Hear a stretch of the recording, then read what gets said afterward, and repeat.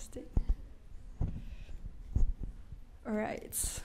Well, welcome everyone, and thanks for coming. My name is Lisa van Oosten, and I'm part of SPY 25 in SPE, which is the youth editorial team of SPY 25, and we aim to make programs about topics that matter to our generation, and also make these cultural academic environments way more approachable to the younger audience. So this, and my personal goal within SPY 25 in SPE is to make talking about technology more fun and more feasible for a younger audience, and also especially women and other minority groups.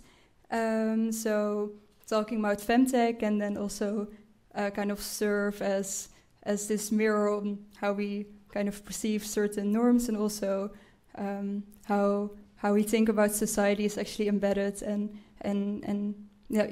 emerge into all these technologies we use as digital natives. So this panel is part of a two-part medical technical sequence, of which you're now attending the second part. Last week was the first part. It was about our collective, not knowing what our menstrual cycles are and our menopause. And I've been organizing this with my colleagues Britt and Renee, and you can still watch it back on the website. Today we'll be talking about FemTech, which is short for female technologies, which are these e-health applications that are like designed to aid women's health, but might have already surpassed the emancipatory goal. We're going to be talking about certain concerns that arise by using these applications, as well as looking at ways how we can make the design more inclusive. I'm gonna briefly show the topics that these FemTech applications cover. The most known application, of course, is the menstrual tracking applications, such as Flow. But it also covers applications about menopause, about our mental health, about contraception, postpartum, also, even like sexual health applications.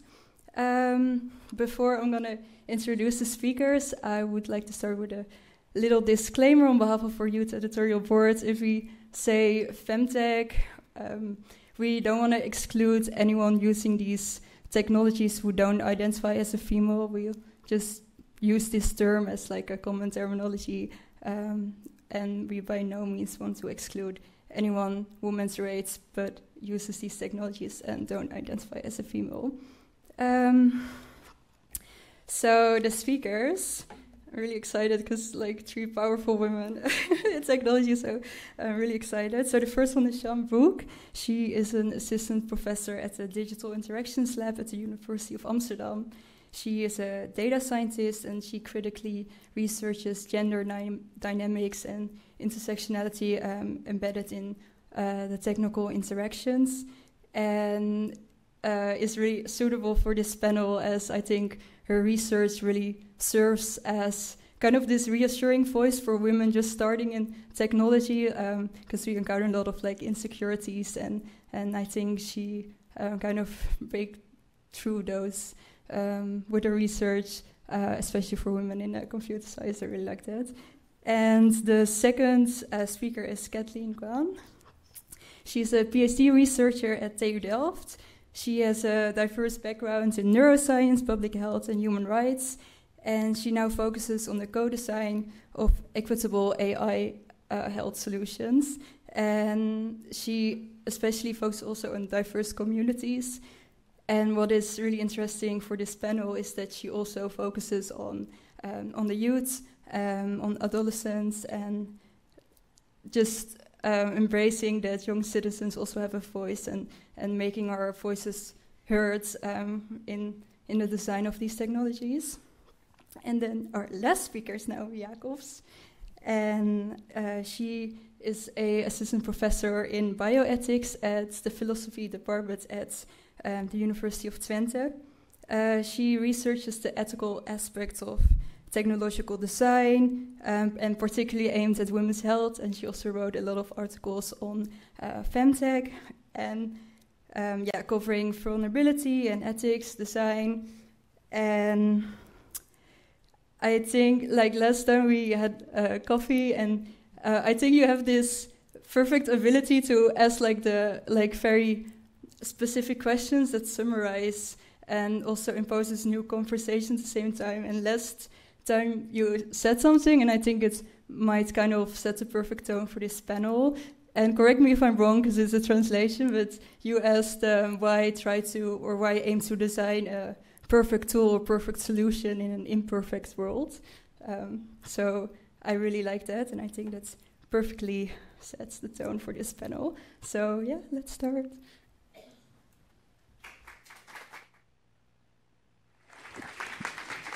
Is there anything you would like to add to the introduction? Or is it maybe about the question you asked? Oh, wow. No, many thanks for the introductions. I think they were really nice. Diving right in. I do indeed remember saying something along those lines. But I think we'll discuss it in depth later on, hopefully also with the two of you. But the idea, I think we'll cover this this afternoon, that FemTech has so much potential and so much emancipatory promises, but also so many risks and pitfalls and, ethical issues that we need to cover. And sometimes, I'm just tinkering with the question, when there are so many sort of critical questions to ask about FemTech as such, should we actually design and use this at all? And I think this is something like a question, and whether the answer is no or yes, I myself personally am moving between these two answers consistently. So I'm very curious where we end this talk, and also the thoughts on that by the audience, but we'll get to that later. Yeah, I'm super curious as well. So first, I would like to know if any of you uses these FemTech applications. Do you have any experience? Just take the mic if you want to answer. Yeah, I use them. There is no way I can keep track of that many things. One of the things I discovered recently, which then really got me thinking about this talk as well, is that you can't put a contraceptive app in Apple Health, like the pill. Doesn't work. It's not built into the standard Apple Health. And I just thought that was so fascinating, because it takes a completely different approach to the way it thinks about like menstruation and these technologies, which is part of health, but not for women so much. That's crazy. And what about you? Yeah, so I am doing my PhD in digital health now, but I started out just doing digital health for myself using Flow, and that's how I initially got into it. And it does the job, but it's not perfect, like you said. And I think it's one of the reasons that motivated me to go into this field, because like recognizing, just getting very weird notifications on my phone and just not understanding why, and being curious, what is the purpose of these? So, and yourself? So I already written quite critical articles on FemTech, and then I got pregnant and got curious. So I started, during my pregnancy, I started the app Clue. And also, very ambivalent relationship to the app. So I must say it provided me insights and information that was actually really insightful, especially during pregnancy, where your whole body and your hormones and like everything changes. And for me, entirely new first pregnancy.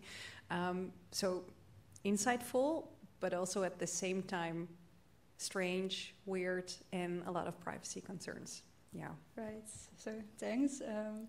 So last week we had a panel on our menstrual cycles, on our menopause, and we kind of like came to the conclusion we don't know a lot about about female health, and we also philosophized whether we should be living around our cycles, even though there is such a research gap. So my question to all of you is, whether we should want to use these technologies, even though there is this research gap, or do you think some health domains are more ready to be digitized than other domains? Yeah, I think that's a really good question. So for me, that's exactly, especially where the ambivalence lies. So there is this enormous health data gap. So we know much less about women's health, women's bodies, mental health states, hormones, etc.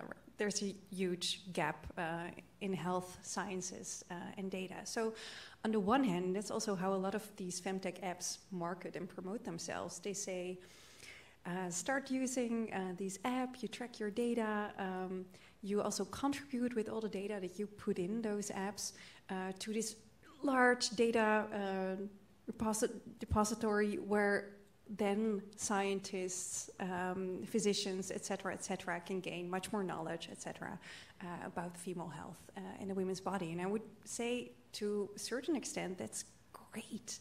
Like, they can really contribute to much more knowledge and self-knowledge on the female body.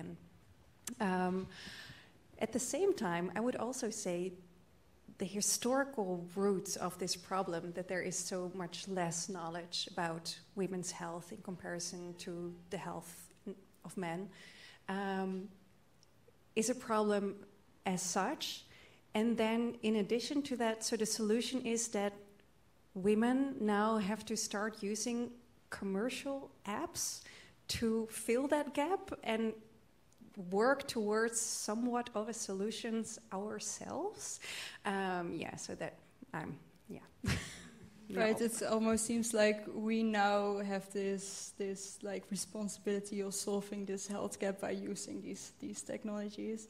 And I also wonder if there are other ways in which these FemTech applications like frame their products and like helping women's health next to closing the data gap on our health. Yeah, so you see a lot in this marketing material. So it promotes knowledge about your own, cycle, hormones, your own body. So it gives you insights in your cycle, your fertility, and these health insights on your own bodily and mental health provide you more autonomy to make autonomous choices based on the information provided you by these apps. I think you can really critically question whether that's actually true. So first the question is, what kind of information are these apps actually providing you? And secondly, also, is the information that's being provided actually contributing to you as a more autonomous individual with more empowerment, making decisions about your own body and health? And thirdly, I would also say, but maybe also this is something to cover later, but we can also discuss the inclusion of these FemTech apps. Maybe we'll get there later, but just a small note that very much focusing on the autonomy of the individual, the empowerment of individual women, it really makes the whole sort of market around your fertility cycle a very individualistic. It takes a very individualistic approach, and it's very specific values that are being promoted by these companies. And it might be also something to question whether taking on that stance is something we actually should want to support. Not aiming to provide an answer here, but just maybe also something to think about. Exactly. So, it's very individualistic, right? And then you can, like, when I, for example, open my Flow application and I scroll through it, I get all these recommendations and all these like health advice and symptoms to expect, and then I supposedly have to follow these recommendations on my own health. So, Kathleen, I wanted to ask you if you can maybe briefly explain how these recommendations work and whether they're like reliable at all? Yeah, sure. I think the simple answer is I don't know. And the reason I say that is partially because there's this tension with these commercial apps, because they're commercial. Oftentimes that means they're tied to some sort of intellectual property on the end of the company. So it's unfortunate that with companies not being very transparent about how their app works and designs, it's literally impossible. Like, I do not know. And I can speak from my own experience. The recommendations I get on Flow, the period tracking, I don't know where they get those suggestions. And I would go as far to say I would say, yeah, they're inaccurate. Yeah, like, I'll give an example. I get notifications sometimes telling me, oh, today your neck and back is going to hurt. And yeah, it always hurts. Like, I don't know what it's telling me that's new. And I think just from like being interested in this topic, we can kind of guess, okay, probably they're giving these notifications because they did some sort of internal research that says that these things happen at certain points. But I am very skeptical about the quality of that research, how inclusive it is, who they're talking to. So yeah, I'm sorry to say I don't know the answer to those, and I don't know if we should always trust them either. Yeah, exactly. And so kind of as a solution, you in some FemTech application, they ask you to input very sensitive data, sometimes even data that like kind of is also covered in your medical records. And my question then is how can we balance like the need for accurate advice while also dealing with like tons of sensitive and personal data? Yeah, and if I can quickly add, I think this also links to what we talked about with autonomy, but also how that means now we're pressured to have this responsibility to be advocating for ourselves. And some of these things, I think we need to always be asking ourselves, where is the limit of these apps? Like, at what point should actually a trained professional be doing this? Because yeah, there's a reason there's trained medical professionals who can analyze your health data, and we are not given the training to do that on ourselves, and that's also a big burden for individuals to have to do. Yeah, I think based on that as well is this idea that when we're interacting with period apps, that we provide the information maybe on some conditions at particular points, but a lot of them now have like chat functions and like AIs like built in that will say, oh, you're feeling this way, have you also considered these symptoms? And you can be in like a conversation where it's asking you very specific questions based on other information that you have provided, with the idea of disclaimer, it's not a doctor or whatever, but it is still like very much going down that route as well. And I think then this makes these apps go beyond like tracking to almost saying like, you know, I'm not a doctor, but here is a diagnosis, right? And I think that is really kind of problematic, because we're then just offering additional information when being prompted as well. And this sort of leads us around like a privacy paradox, right? Where we know we're giving too much data, but we also can't really stop, because that's how we use these technologies. And the opaqueness of these apps, I think, really works in their favor, because you don't quite know what's happening with the data, so you can sort of not think about it and carry on getting it for free. Yeah, exactly. And this actually touches upon something that really puzzled me over the last weeks, because when I look around in my own age or my own bubble, maybe that's where it goes wrong, but yeah, we do use these technologies, and we also know that there is a privacy risk. We've maybe read some articles about how our privacy gets invaded, but yet we still use these technologies. Siân, why do you think that is? I think that we are we're so used to it, right? It's quite habitual. Other people use them. they're such like a reference point in popular culture. Like there also is an element of convenience to it, right? Like it is really useful to know when you're going to be like more tired or more bloated and like fit that into your plans.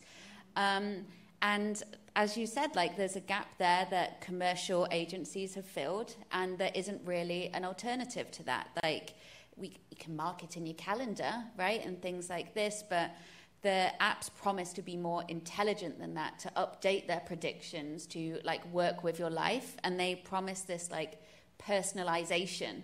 And that's where we really see the advantage of, well, the perceived advantage of giving them data.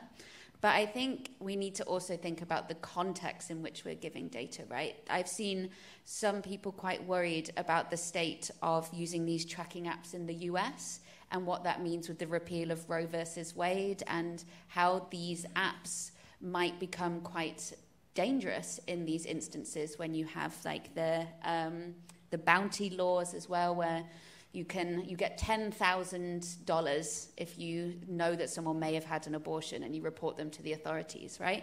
So then what happens to these apps when they have all of this data, right? Mm-hmm. And so I think privacy concerns in our day-to-day lives and how we negotiate that as like a moral concept, but there also are like real risks coming out in the world with where we put this data. Exactly. So it's kind of reminds me of this story of a journalist in 2016. She reported a pregnant woman that was using the What to Expect pregnancy tracking app. And eventually she deleted the application and miscarried.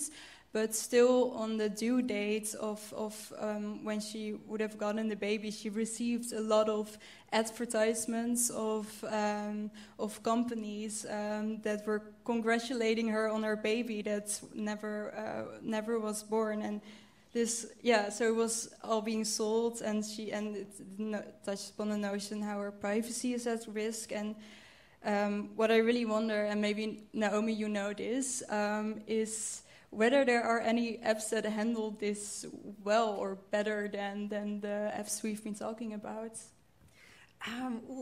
That's a difficult question. So there certainly are differences amongst these apps. And I think the biggest difference is you have those apps that are providing their services for free. Okay, alarm, because it's never free. And then there are these apps that offer you the possibility to pay in exchange for more privacy, or I don't know, more information or more accuracy to some level. I do think so. There are differences, and some apps do work more with medical specialists than others. Some have notorious records of privacy breaches, among which are Flow, so please keep that in mind. And others, have a better track record in that. But and then there are also, because it's so quickly evolving, this terrain of FemTech, there are some apps that are like really bottom-up initiatives, not so much with a commercial outtake, that might be better than the big commercial ones. But still, I would say many of the sort of concerns or things to keep in mind, cover the whole range of the apps out there. At least at the stage we're in at the moment, would be my response. Exactly. So just try to not use the apps that are free, more bottom-up approach application, maybe pay and hope that there's no privacy breach. Yeah, but even the ones that charge you, it's not like, they charge me money so I can trust them. Would definitely not say that. No, so going to the next concern is how these apps kind of portray their users. So these technical design choices within those FemTech applications can actually reveal assumptions about our health and about our gender. Naomi, you also criticized the design in FemTech applications, and how could the design initiate a debate upon gender stereotyping within those FemTech applications? Yeah, I think So pretty quickly, just if you go to, I don't know, the Apple Store or whatever, just to search for FemTech apps, you see a lot of pink and purple and flowers and, yeah, I don't know, these kind of things. So it's like very overly feminine, most of the apps, overly feminine design. And they, a lot of these apps, like, well, they chat with you, like they talk to you, and then many of these apps use the words like, hey girl, so they kind of try to be your girlfriend, but they really sort of target the user group of, I would say, young adults that identify as like sort of typical, stereotypical feminine girls. And I would say that might be a subgroup of people actually using these apps, but the group of people who could actually in some ways use these apps and benefit from it, because it could be really useful to digitally track your period, for example, is much broader than that. And I would say it's very, very stereotyping to really target at this pink girl that wants to also be addressed as hey girl. So that would be my first response. Exactly, and this also really touches upon what you're researching, right? So what do you think, like, in what other ways can gender be actually computed into those FemTech applications that we haven't touched upon yet? Yeah. So interfaces and like in any way, in any technology, can do more than stereotype their users, but they can put people off, they can create senses of belonging, they can make things look in a certain way. Like, think about a period app that could look like something from the Matrix, right? It would look, it feels very odd because you know that that's very masculine coded. If it was like black and green with like monospaced fonts and whatever. And there's this idea that we need it to be like curved edges, very nice, very friendly, very minimalist, pretty, not overwhelming, don't want to disrupt our girl brains. And this comes from this idea of who we're working with, who do we picture who our target audience is, who is involved in coding them. And some apps do better, like we said, at open sourcing and having women developers like building them, not just being like, let's not just do participatory research with women and have the people involved in like testing them, but let's get them to code them, right? Like it's not a massive leap. And I think that you can see in the ones that are designed with more women developers in the use of the apps and the features that they allow, and also in a bit of a movement away from like tracking fertility to tracking symptoms, right? In the earlier stages of using fertility apps, there was this joke that you could like be out on a date and it just pops up with being like, you're at your most fertile right now. And you would just like turn your phone over. And there was this like emphasis on fertility and it being about like having a baby and optimizing that process. Whereas I think now it's become a bit more inclusive. You're seeing that more women and diverse peoples are involved in this space, and it's more about like symptoms and contraception. And there is definitely a shift towards it. And I think that if we were to include even more women and diverse people in this space, that then we could have even more things, right? Like we could have things that we can't necessarily conceive of because it's not necessarily the norm right now. But I don't really want AI there. I do know. I know that much. Right. So yeah, I think something that's kind of touched upon this. Or I'm curious, are there people using Flow in this audience? Maybe. So there's quite some people using the Flow application, and what we just said is very like gender stereotyping, very pink, and also the founder and CEO is a man, so maybe that's already kind of shows how we think about gender. So I did, even though all the concerns, I did some like field work, and I went on those applications and I prepared some slides, and we're just gonna go briefly through the slides and see at some interfaces of these FemTech applications, and then there's space that you all can comment on it. Okay, so yeah, this is Flo. Here I was late for 2 days, and then I got a notification if I was pregnant or not.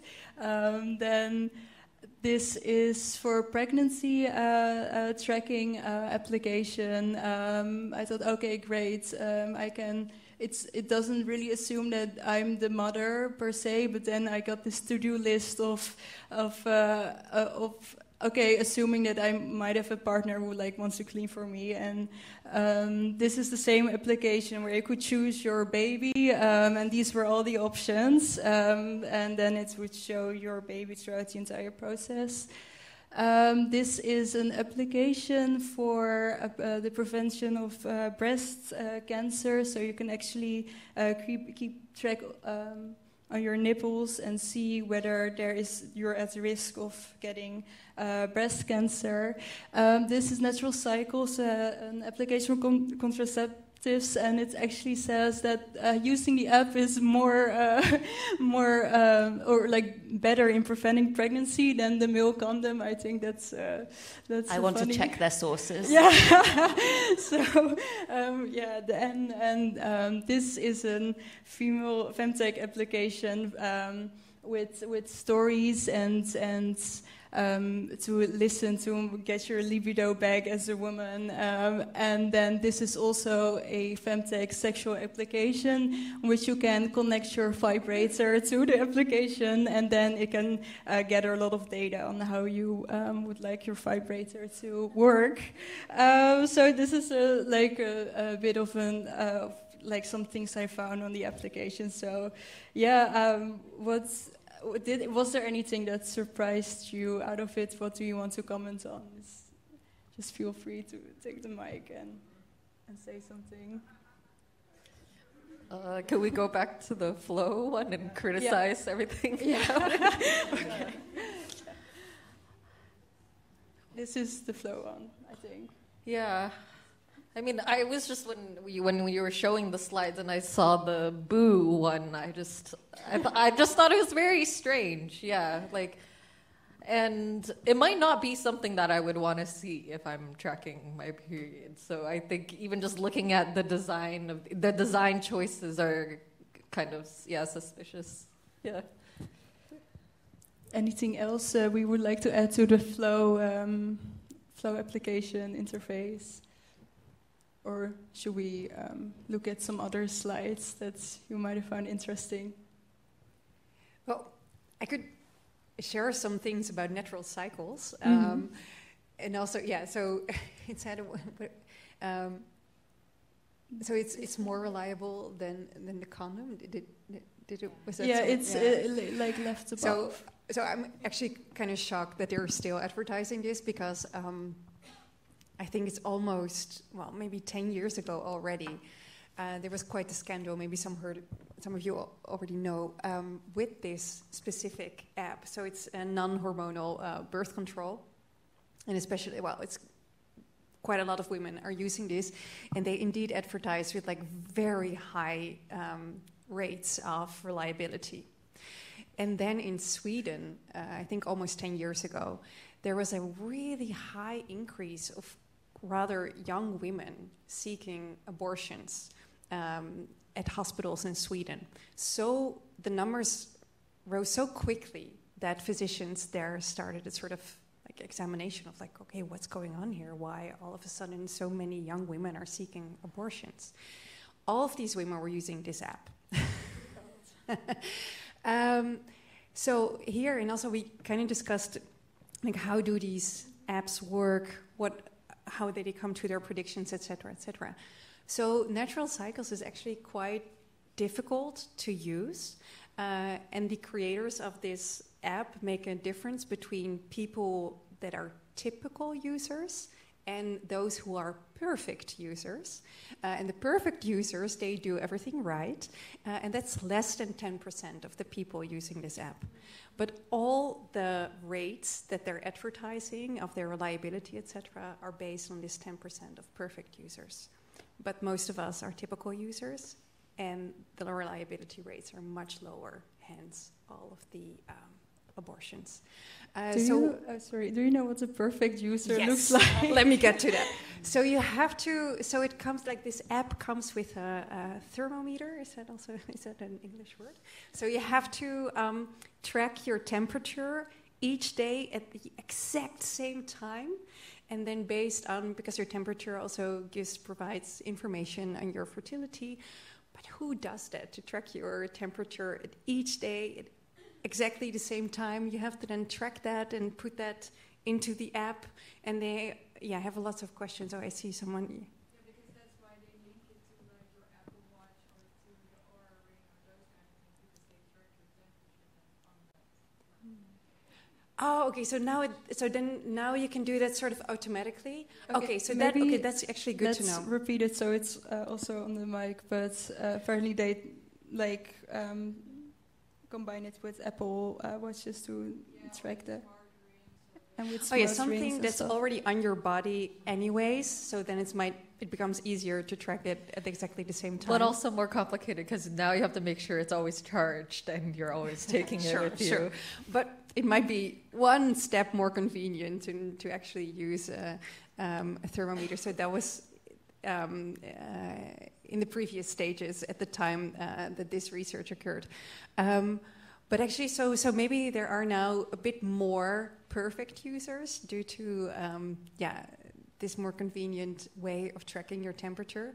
But I think it's actually very important that you communicate the difference between typical and perfect use, and also communicate your numbers accordingly, so that if you start using an app like this, and it could very well work for you, but that you should actually know what you're doing with an app. And and also what you say, like they're so opaque, these commercial apps, and actually I think we deserve much better. You deserve to know what the perfect use is, and then you can decide for yourself, okay, is this something for me or not? Because all those women, a couple of years back, seeking an abortion, I mean, that's a situation you don't want to be in. And then especially what you also mentioned, looking at the United States, the overturning of Roe versus Wade, well, who knows what we might expect concerning legislation about abortion. But also, even if that's not on the table, it's not a situation you want to find yourself in just because you were using an app wrong. I think the fact that it's in an app and we consider it then quantified gives us a sense of like safety that just actually doesn't really exist. Like you could be looking like, I don't know, people used to do it by straw or something as well, right? Like all of these different ways that people used to like track their cycles, but just because it's an app doesn't mean like it's any better than these like older ways that we used to track things as well. And I think that we put a lot of like security into the idea we're using technology for this natural cycles purpose, and so therefore it's more reliable, but actually it's just as reliable as if you like wrote it yourself on a notepad, really, right? Because it just relies on you inputting information. So I think apps and the design and these frankly made up percentages make people feel a lot more like comfortable with using them. Exactly. And also like in your research, you talk a lot about how these technological cultures are pretty male dominated. And was there anything you saw on the slides that kind of reflects the male-dominated culture of technology? Well, it's very tangential because I don't know what the other versions of the app look like, but it's interesting that the two versions of contraception they chose to compare with was the pull-out method and condoms, right? When that there are other ones that are used a lot more commonly, so why those particular choices? I also think saying that the pull-out method is 80% is absolutely ridiculous. Like, yeah, and with, I don't know, I think this is part of a wider system where there's so much we could do to help people contraceptively, and to return to an idea of natural cycles just does feel like it's going in slightly the wrong direction as a form of contraception to me. now we can start thinking about, okay, well, if we design those applications, how can we actually make the design better? And Kathleen, in your research, you look at the co-design of such technologies and the co-creation of personas in particular. Could you tell me a bit more about this and also how it would fit into the creation of such FemTech applications? Yeah, definitely. I think I can bridge that by building on this conversation we had about perfect versus imperfect users, which I just think is very silly. And also, I'm not sure yet, what is the perfect user exactly? So that they track it, like, are disciplined with that? Yeah. That they like follow all the rules, like do it just perfectly, track everything they should, and then enter it the way you should enter it, and do it on time, and that kind of stuff. Interesting, yeah. Well, I think that it sounds like it might be perfect for the people developing it, but yeah, I don't think anyone is perfect. And I think any technology that aims for that is going to fail because, any technology should be taking into account like the complexity of being a human being, like the imperfect parts. Like that's what actually makes being human beautiful. And I think there is also an aspect of this where it's almost pressuring people to mold themselves in unnatural, like rigid ways that go against the normal rhythm of just going about with your day. And that's so what I tried to do with user-created personas is I liked one of your slides earlier, the one where it had like the different identities. Could we go to that? Yes, that one, the about you. Yeah, so this is a pretty typical, I think, onboarding page for an app. And I think on the right side you said, so those are linked to what you had answered maybe? Or something like that? No, I only put in that I was 36 weeks pregnant. Okay, So and then they came out with all that, yeah.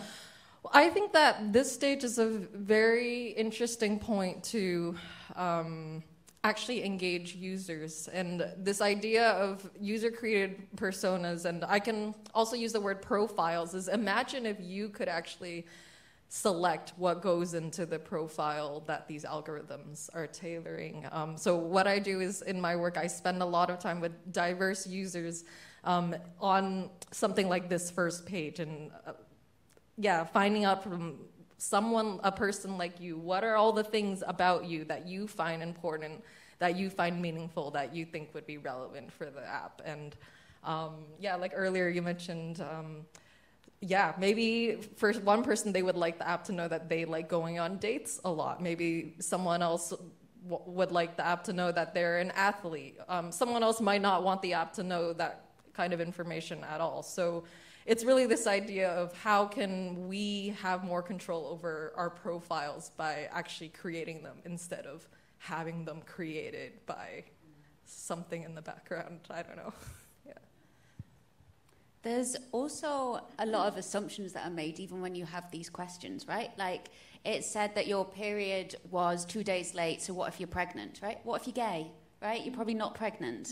Like, there's a lot of, like, assumptions that it's making about users because it's kind of, and I think that this is also partly due to, like, a majority male design team, has the typical user presented as sort of living a very fixed life as well, where nothing really changes, sort of just in a box, like you don't move house, which causes you loads of stress, and then your period is delayed for a week, and then like there's none of these like life variables that when it's like your lived experience, you think about a bit more and maybe better coded into the technology as well. So this takes like a very heteronormative, in a box, no sort of world factors approach to tracking these like hormonal changes as well. Yeah, it's pretty frustrating. So Naomi, in your research, you introduced capability sensitive design, also in order to better or like tackle the issue of gender stereotyping of FemTech applications. Could you also tell a bit about what this is and also maybe how it would fit with the co-creation of personas? Yeah, sure. Yeah, so for a couple of years now, I'm working on this idea of capability-sensitive design, which is kind of sort of a combination between thinking in terms of value-sensitive design, so how can we design for values that we find important. Then, of course, the question is what values to design for. And I'm particularly interested then in the moral philosophy of the capability theory developed by Marta Nussbaum. Won't go into detail now, but the idea of, kind of the question of what human capabilities are worthy, like what kind of capabilities make life worthwhile. And I think that's also like a really sort of nice lens to look at technology design, especially in the health and the well-being domain. Oh, I see a question. I'm sorry, can you define capabilities because I'm not sure? Yes, of course. Yeah, great. Yeah. So capabilities can be understood as sort of the possibilities or the freedoms that you have available to you. So the capability to live and maintain bodily integrity, for example, or having the capability to live in relatively good health. So it's sort of a positive freedom, a possibility that you have available to you. And I think especially in the health and well-being domain, it's actually quite a nice question at the start of technology design to question what capabilities are we designing for? What, in a certain design context, what capabilities are worthwhile to actually expand or stimulate through a technology design? And then, lastly, a notion within the capability theory, which is very prominent, is the idea of conversion factors. Awful term, but it tries to emphasize that people have different abilities to actually convert, so put into use, a resource or a technology to actually expand their capability.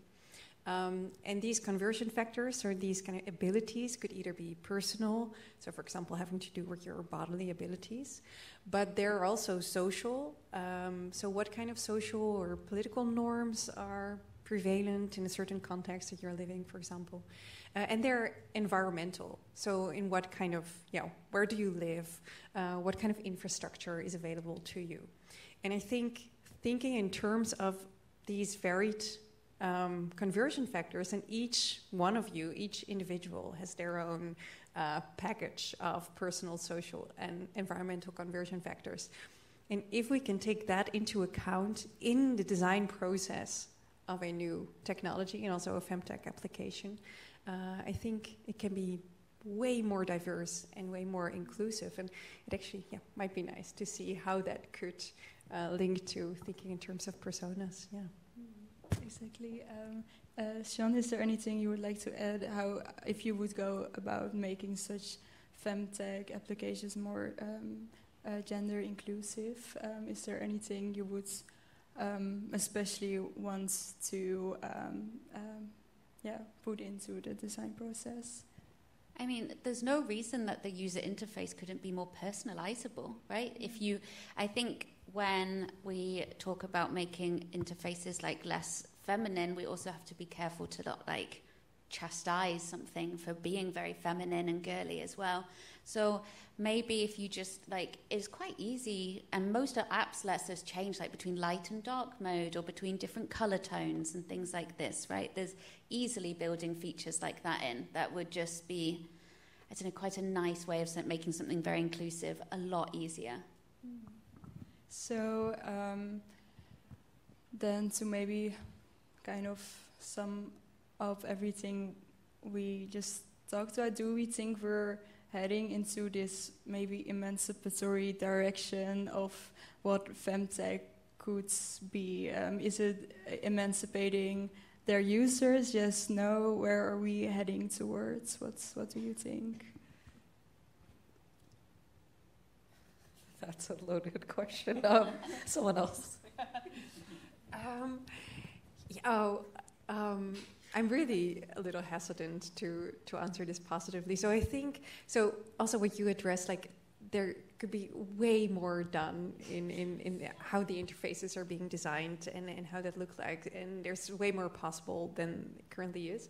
But I would like to emphasize that it's very important that the kind of features that you're able to track actually, there is so much more to win. So there are so many health experiences or life experiences that are important and relevant, like moving house, but also what already was mentioned earlier, miscarriage or having an abortion. And then, I mean, these are all features that are part of life. And you should be able to actually sort of be able to put that in, or like have space for those experiences in an app, and not have the idea like, oh, this is abnormal, or this doesn't belong here, because it does, and it all has to do with your cycle, with your fertility, etc. And then also, I really like the example of saying like, what if you're gay? Then the whole fertile window, etc., all makes a lot less sense, for example, or like all these things. I mean, these are, I think, designing for the actual lived experiences of people. There's a lot to win there. I think one of the... Oh, there's another question. Mm. Yeah, because if I hear you talk this way, then I think that with the whole ChatGPT and everyone using that, we're already moving past making a specific app for FemTech, and by just making your own ChatGPT conversation and giving it all the information you want, for instance, when you move house or when you do other things, are we then heading in that direction, that it's just becoming less focused on one issue, or do you think it should move back to being FemTech focused? Ooh, wow, that's a really good one. I would have to think about it, but maybe my first response to your thought, which I think is really thought-provoking and very interesting, is also that we should not forget that we're actually still at the moment faced with, thanks. That we're still faced with this enormous health data gap, and that we have a lot less information about women's health. So even if we would move, and I think it holds for both, so either focusing on the specific FemTech applications or relying a lot on ChatGPT and maybe, sort of this new thing of addressing female health, is that these technologies and the databases that they're currently relying on, these databases are incomplete or inaccurate, or and therefore to a high extent still unreliable for the women actually wanting and also having the opportunity to use them. So I would say either way, whether we stay with the FemTech applications or we're moving to these new technological advances, we still need to address this issue of the gender data gap. Well, thank you a lot for the question. I think this was a perfect timing, because it's actually also a time for audience questions. So if you have any question, please raise your hand and the microphone will come towards you.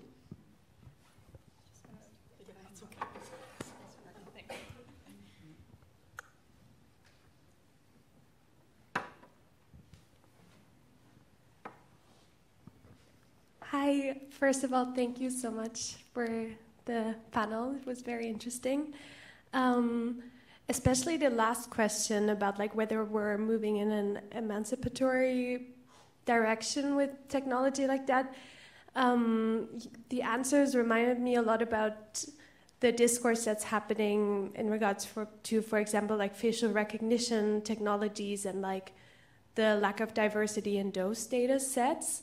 And what I always think is very important to note in that conversation maybe is that even if there were such a thing as eliminating bias in a data set, which that's a discussion in and of itself, is that even if that were possible, those technologies are still very much embedded in the social structures that we're in right now, which are very patriarchal, and racist, and yeah. So I guess that would be my question then, if there's even such a possibility as within our systems that we're in right now, without like huge social change, with like using that technology in a way that is ethical and emancipatory, or whether you would think that that's not compatible. I think that's a great point, unfortunately. And I think it also relates to the way Lisa opened the conversation, saying, should we actually aim to sort of design an ideal FemTech application in a non-ideal world? And I think you're really pointing it out very well. And honestly, I don't know the answer, but I do think this is the complex issue that we're faced with, yeah.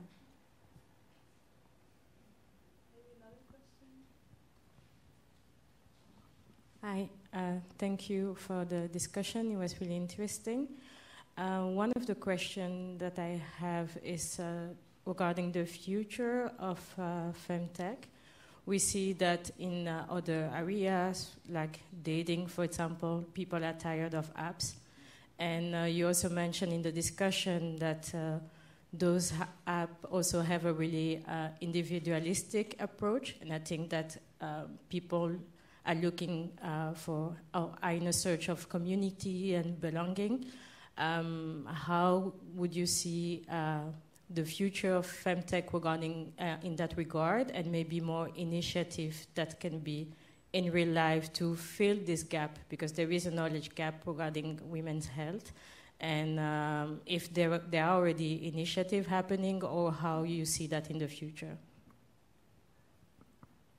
Interestingly, I think from speaking to my friends that one of the surprising apps that fills this gap is honestly Reddit.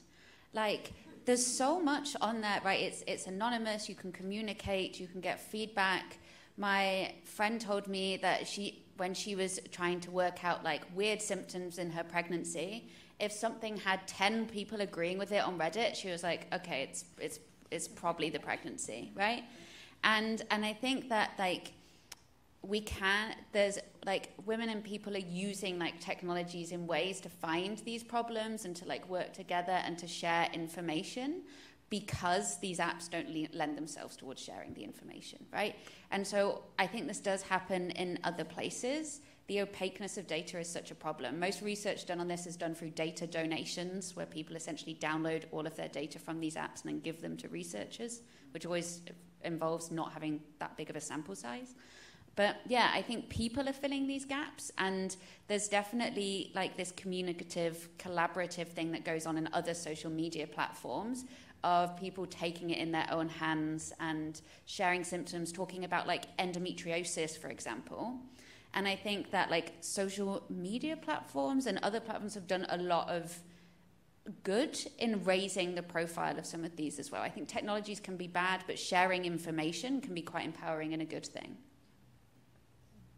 Yeah, and just to add to that, I really like what you brought up about community. And this isn't an example from FemTech, but I can share a recent example just from seeing in my research department. Was a group of teenagers in Amsterdam. Actually, they witnessed a mental health challenge among one of their peers in their community, and they came and approached my PhD supervisor, my professor, because they want to, as teenagers, create and lead this creation of a mental health app for their community. And they came to our university because they know that as university researchers, we have access to funds that they in the community do not. So I also think we need to be shifting these shifting the power from companies to more of these community-driven, especially now with ChatGPT. I think a lot is possible now, that you don't necessarily need the technical resources.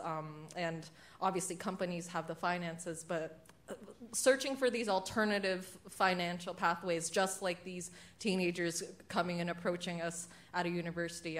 I really like that, and it gives me hope. I think I also want to say at the same time that this also shows that, like, we as researchers, I think we have a responsibility to be open to these kind of opportunities, and so that people know that actually this is available to them, because only then can we make these kind of engagement and co-creation more the norm than from companies. Hi, thank you for this panel. Yeah, what I wanted to say connects a little bit to this. So I have a background in telemedicine, in abortion care. And what I find so interesting, that telemedical abortion care started over 20 years ago, actually in Amsterdam.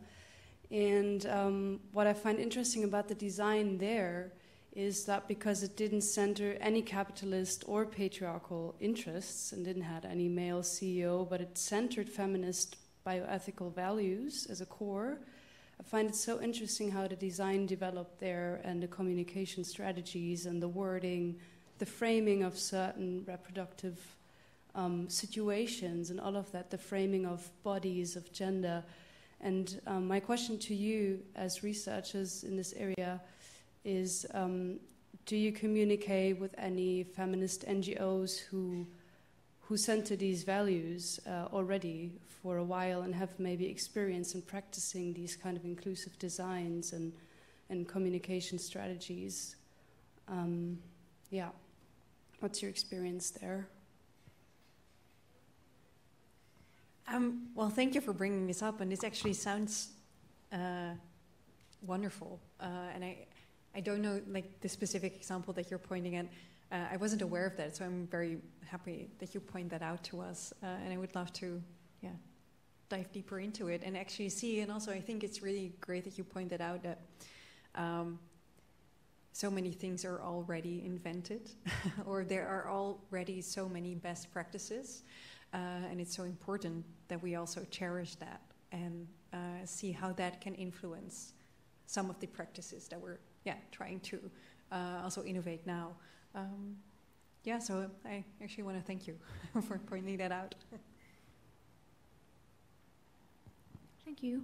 Hi, my name is Bianca. I work at the University Hospital in gynecology, and I'm a computer scientist, and I work a lot on reproductive health and technology and AI applied to tracking things as like. So I don't really have a question, I more like have a comment, which is that you commented a lot on many really important aspects that relate to privacy, that relate to design, etc., AI as well, in relation to FemTech tracking apps, especially from a commercial perspective. And I just wanted to perhaps bring a different perspective, which is the one regarding the apps that are directly connected to academic research and clinical research, because I think they are quite different from the ones that you can find commercially.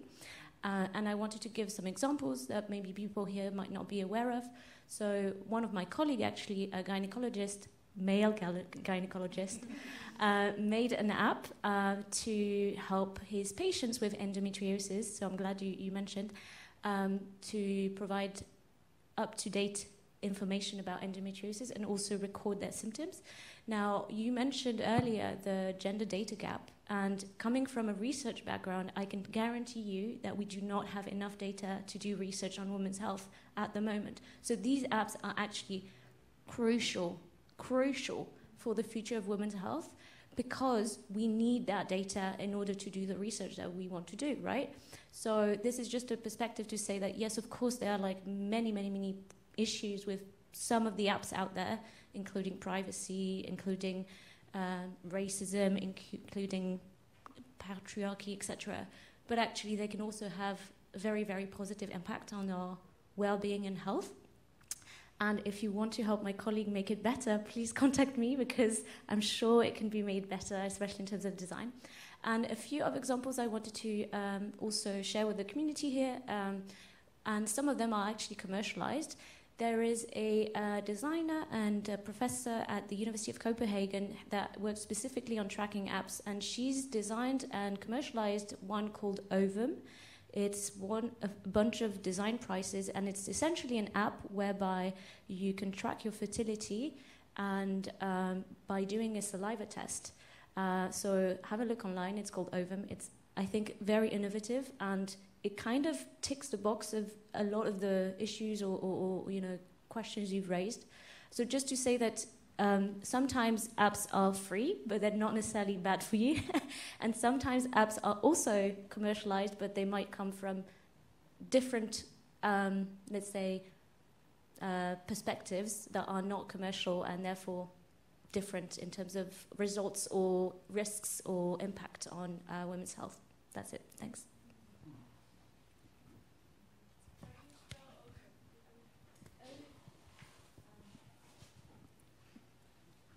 It's called Ovum, O-V-U-M, and she's done a bunch of other things, like another one is called Ambient Cycle, but that I think is not commercialized. And the name of the researcher is Sarah Homewood at the University of Copenhagen, and she's awesome, so contact her, yeah. Oh, and she's actually, next week at the University of Twente, we have a workshop where she's one of the keynote speakers, so definitely check that out. But thank you for mentioning this, it's great. I was wondering if there's any openness about the people behind those apps. Are they forced to make themselves known, female, male? Are they doctors or not at all? Is there a way as a consumer to know who you're actually dealing with? Yeah, that's a good question. So I think it's broadly known like who the CEO or the founder of an app is. But then a lot of apps sort of promote themselves as being medically reliable because working together with medical experts, and that's it. So also, and I think the point for like the woman sitting next to you, there is great difference. And yes, there are indeed the examples that you mentioned, and where it's just very legit, and you can see these sort of professors and medical experts, etc., working. But I think most of the big commercial apps just say there are a bunch of medical experts backing these claims, and it's actually quite doubtful. Is anyone checking on those claims? So is there anyone checking on those claims? Yeah. Is there a regulation that they need to? So this is a good question, and I'm actually not an expert on this point, but there are many, the FDA regulation in the US. I do think that quite a lot of apps that are actually out there are not necessarily checked by those regulations. So it's not, maybe you know more. Oh, no, I don't know. I also don't know, but I think this, again, it's the ambiguity where, is it a well-being app? Is it a medical app? And I think when the commercial objective is the main objective, these companies are incentivized maybe to do certain marketing so they don't have to be transparent. So I think it's a good point, yeah, I did some research actually on transparency with fertility tracker apps. I did 8 case studies with 8 different popular apps, some of which have been mentioned today. And basically, here in the EU, we have the GDPR, and lots of this data is quite sensitive, intimate data, so it requires additional protections. But of course, as you said before, we need some transparency to really understand, okay, so what kind of data is being collected and processed, and who has access to this data. So what I did, I monitored the data flows, like the actual traffic from these apps to the internet, and looked at the IP addresses that were receiving information or that these apps were connecting to, and to understand, okay, which countries are these IP addresses, with which countries are these associated, and which organizations. And I saw that, I think on average it was 15 different countries that each app connected to. I'm not sure, wait, I have to double check, but there were lots of different countries, lots of different organizations, including research organizations, cloud platforms, but also some analytics and advertising companies. So it's and I also looked at the privacy policies, and in privacy policies they don't provide a lot of transparency. It's very high level and vague, and they use a lot of jargon, of course. And then what you see what's happening. There's a lot of data being shared, and they don't provide a lot of transparency about what's going on there. I'm not saying that the data is being misused necessarily. I have no idea what they're doing with the data, so I cannot make claims there, but I think it's an interesting point of view, especially when you're talking about that these apps need to be more inclusive and take into account more personal information and more tailored to individuals. I think that's true, but then you also need to think about how to balance that with like surveillance risks. Cool. Just a follow-up. Did you publish your study? Like, can we have a look? Right now, I'm working on it right now, but cool. I'm happy to talk about it before it's published. I just wondered, is there a suggestion or advice or a message that you would like to share that you didn't get out yet? Because, there loads of things were shared, but I just wondered, should I now boycott Flow, for example? Like, should I cancel that? Or, like, should I tell all my friends not to do that? Or, like, what's a message or an advice that I could leave with?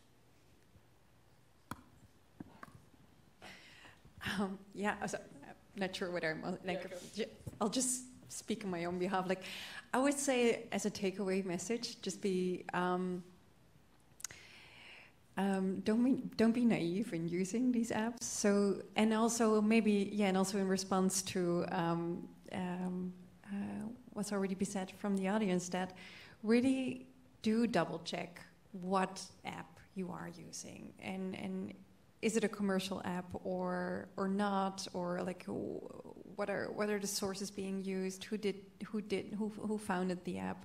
Is there some information that you can look up to and find about the one that you're using? Like, sort of critically inform yourself. So I wouldn't say boycott it altogether, because as you already pointed out, it's also could be like a crucial spill in the whole problem of tackling this gender data gap that we're currently facing, and it can really benefit you as an individual, but at the same time be critical and really look into what app am I using, is this the best one, and also for the purpose that you're using it, and don't just download the first one you find in the App Store.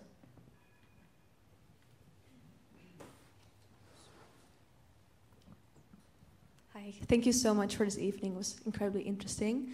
I think I have two questions related to the last theme that we talked about, how the design can become more inclusive and what needs to be changed. And it was really interesting to hear what your input was, but you also really mentioned how big of a problem privacy is. So I was wondering if there's something happening regarding privacy, if there's like international laws being made, or how can we know that these apps are not selling our data for bad purposes? And then the second one is, we know what needs to change, and we have amazing people who have these ideas, but I was wondering how within like the technology fields your positions or your research interests are being respected. I do social sciences myself, which is very different, but I also know that gender-related topics aren't as high up in the hierarchy as power and politics. So does the field also need to change in order for these apps to become more inclusive?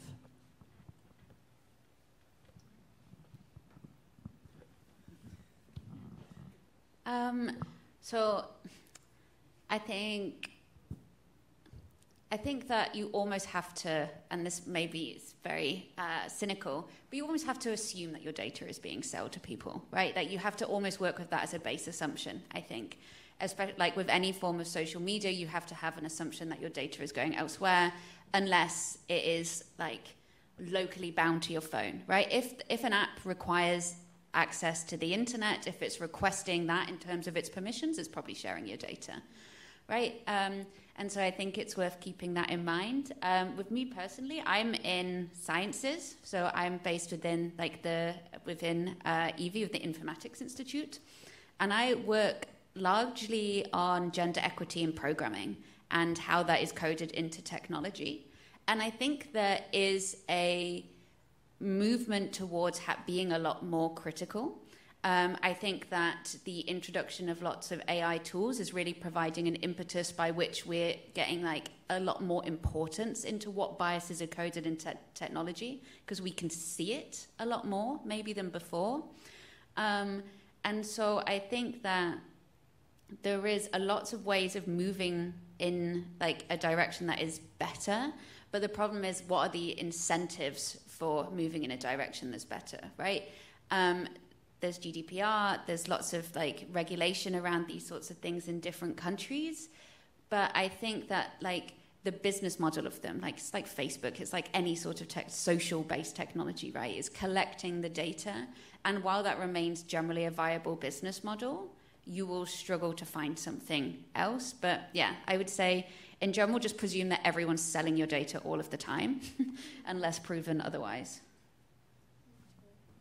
And about your question about what needs to change within the field, I really like that question. And I was taking some time to think about it.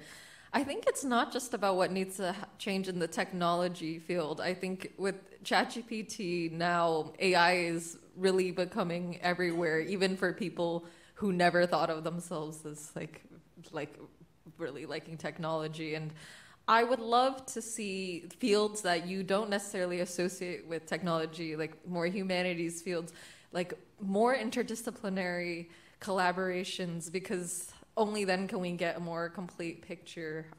So I think that would be really awesome, like more collaborations. And I think also I really kind of was hard on the commercial aspect, but I think like people who don't identify as like commercial or very money oriented people should also become more commercially literate, like doctors and I don't know, poets, people who don't work in those fields should also be training themselves too. And I think also believing in themselves that the world is also becoming more open and these collaborations are more possible too. So overall optimistic. Yeah, I wanted to ask, I'm a data scientist and I have a background in psychology, and I see in work that a lot of the time it's trying to make processes more optimal and how we can make more money here. And do you think that these technologies and actually quantifying the female experience and periods is actually benefiting the quality of life of women? Or is it just another way that we're kind of making money and kind of trying to optimize? Are we optimizing health? Are we optimizing productivity? Like, what are these apps actually doing for women? Are they actually helping us? There's a strong argument in like critical data science that the very act of like quantifying something is in itself a masculine practice. Like the idea that we go and we measure and we quantify and we convert to numbers, and that like I actually forgot the rest of your question. I'm sorry. Is quantifying a good thing as a woman to do? Yeah, so I think quantification is one of these really tricky things. It's something I work with a lot. I do like non-binary gender inference like a lot in my work, and like looking at like dispelling categories is generally considered like a feminist praxis, right? I think that in using these apps, it's this real like trade-off of agency, right? It's like how much benefit is it giving people? How much is it helping your life? I think as a whole, I am very dubious that they are improving. Like, I don't see any evidence-based assessments that they have like, that this X has come out of these apps. And I think that's because the data is so siloed and it's so closed off. I think if there was more transparency, if there was more uses, or like there was ways of accessing this like data in a transparent and ethical way outside of these apps by researchers, you might see more momentum. But as we've shown, like researchers often have to develop their own labs or rely on data donations to be able to do anything impactful with this data. So I think there's quite a big wall between what they're collecting and the people who are quite invested in doing something socially impactful with it.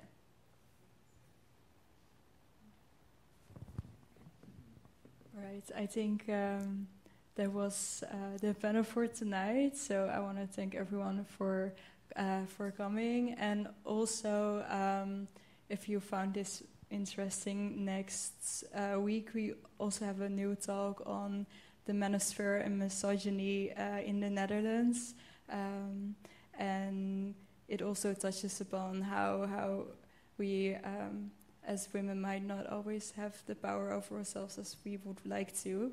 So you can just find it on the website. So I wanted to promote this as well. And for now, I want to thank the panelists. I want to thank everyone for coming. And there are drinks at the bar, so you can chat around, have a drink, and have fun, I guess. All right. And thank you for hosting us. Thank you.